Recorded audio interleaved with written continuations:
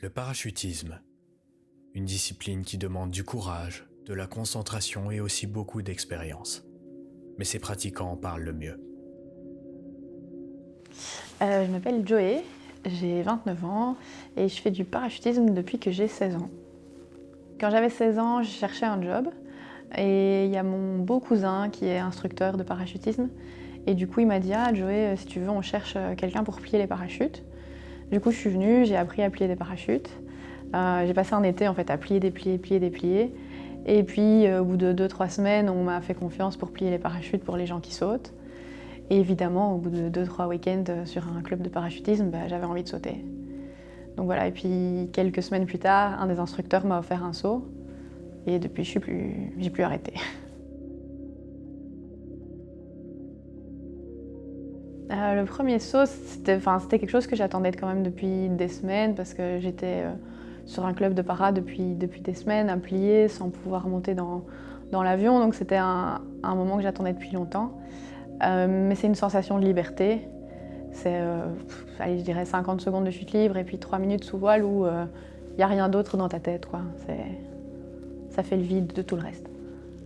Et c'est encore le cas maintenant, évidemment.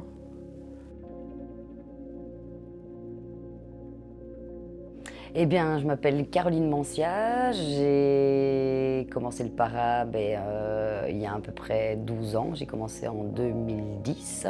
Au début, quand on commence, on est super excité, c'est la passion, on fait n'importe quel saut du moment qu'on est dans l'avion.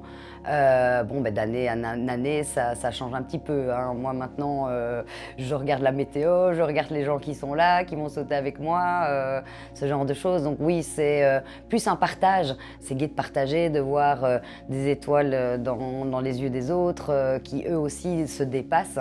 Parce que on a tous des niveaux différents, on a tous des lacunes quelque part, on a tous des choses à améliorer.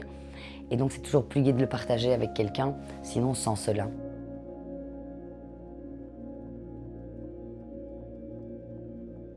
Le monde du para, on a l'impression que c'est des personnes un peu faites dans le même moule, mais en fait pas du tout. Il y a énormément de gens différents, de tous milieux différents.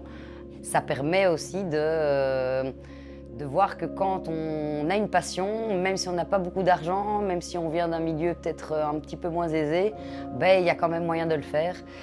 Puis c'est quand même une grande famille, on essaie toujours de trouver des solutions pour pouvoir vivre de sa passion. Donc voilà, c'est un peu le partage, l'entraide.